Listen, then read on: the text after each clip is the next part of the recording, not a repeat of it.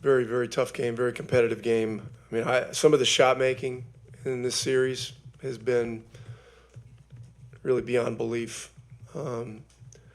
Both teams. I mean, some of the shots Anunoby's hit, and one of the setback on the left wing tonight was just unbelievable shot, And so, at these high levels, these guys do amazing things, and so when he can get a stop and a rebound, it almost feels like an anomaly sometimes. But proud of Ben Mathurin. The guy has stayed ready. Came in yesterday, worked, got shooting in, got some simulated game shots. I've just been encouraging him to stay ready. That we need him, and that the playoffs they're just a different animal. And so tonight he was great. Really gave us a huge lift and some really timely buckets. So really proud of him. I know Ty did some historic stat stuff tonight. That's great, but it's tough talking about stats when it's such a team thing right now. So happy for him. It'll get celebrated on all the networks and stuff like that. But in our world right now, it's day 7 of 13, and tomorrow's day 8. And we've got to just keep our eye on the ball and keep focusing on each day.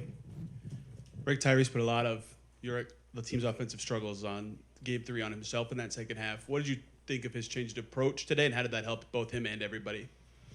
Well, he was the leader tonight. And, we had, some difficult film stuff yesterday, not fun.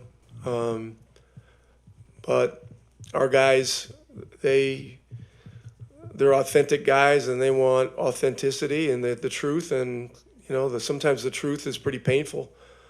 But we allowed things to go a different direction than they needed to go in game 3. And, tonight we were determined to turn it back our direction. And that said, it was still, when it's 7 points with a minute and a half to go, you can call it a one-possession game this time of year. It's just there's too much amazing shot making and too much variance in the game. So we did some things to get some key stops. We're still pretty young, so we're learning by some of the experience that we're getting right now. But we've got to stay in the moment.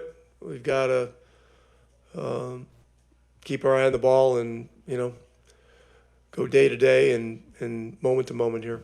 You've noted before about some of your players that you can notice when their disposition is different on a game day. After what Benedict Mathurin did yesterday, did you notice anything different about him going into this one? He's always ready to play, to me, and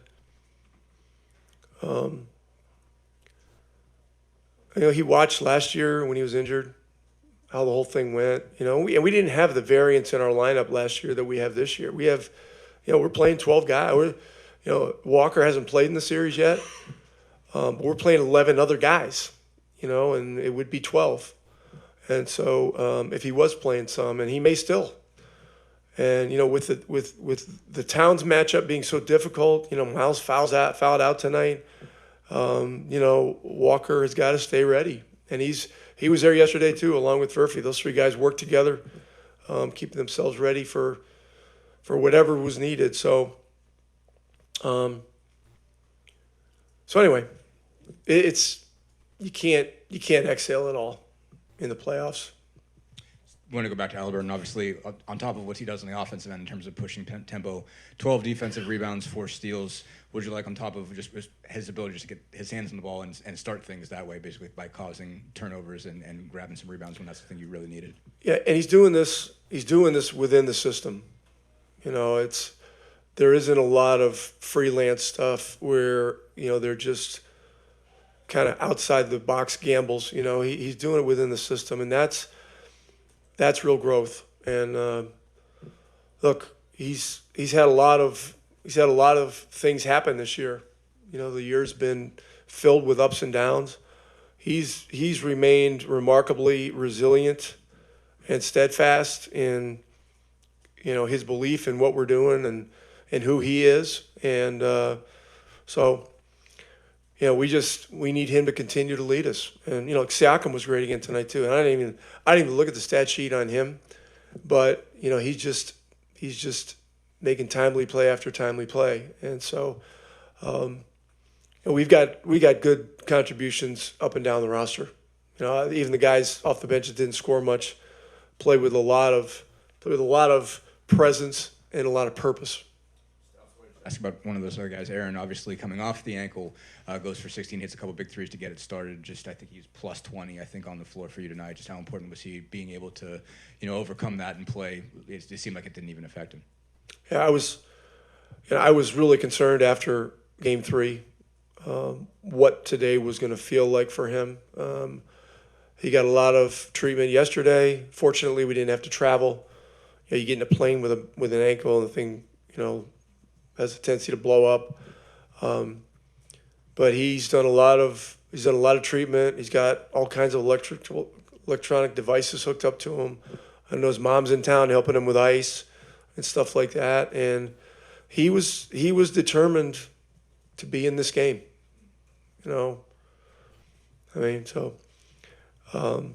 Very meaningful that he was able to do it.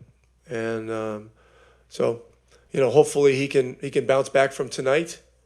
And one of the reasons I wanted to get him out in the last minute, I just don't want somebody to step on a foot or something like that, or walk by a referee, and you just don't know. But he'll work hard to stay ready, and we'll see where we are, whatever day it is, Thursday. Rick, just going back to Tyrese again, just among all the numbers he put up, to have 0 turnovers, pace he plays, all the things he does for you guys, he's obviously a low turnover guy always, but what just allows him to operate so much with the ball, do all these things, and really just not cough it up like that? Yeah, he was really throwing the ball ahead tonight too, which was really important for us. And to not have any turnovers in any of those situations too is pretty remarkable. But this has become his thing, and there will be a new statistical category, perhaps named after him somewhere down the line. Him and Chris Paul, these guys, there aren't a lot of guys. I know Stockton didn't turn it over much back when he played. There are others. LeBron James didn't turn it over very much. You can go right down the line, some of the all-time greats. And so I know he takes great pride in it, and that's a motivating factor. Rick, I remember you said when Benedict got drafted here, when he worked out here during the draft, he came back that night for another workout. What have you learned about the young man from that point till now, about the work he puts into his game and just, like you said, kind of staying ready and staying in the gym? Yeah, he's a confident young man, and he's tough. He's legitimately tough. In a tough playoff series against a tough opponent like this, he fits into this.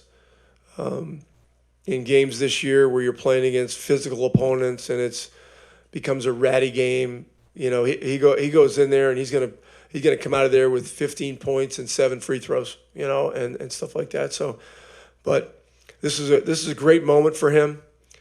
But he can't exhale, can't exhale. In the playoffs, I heard Steve Nash say this one time years ago.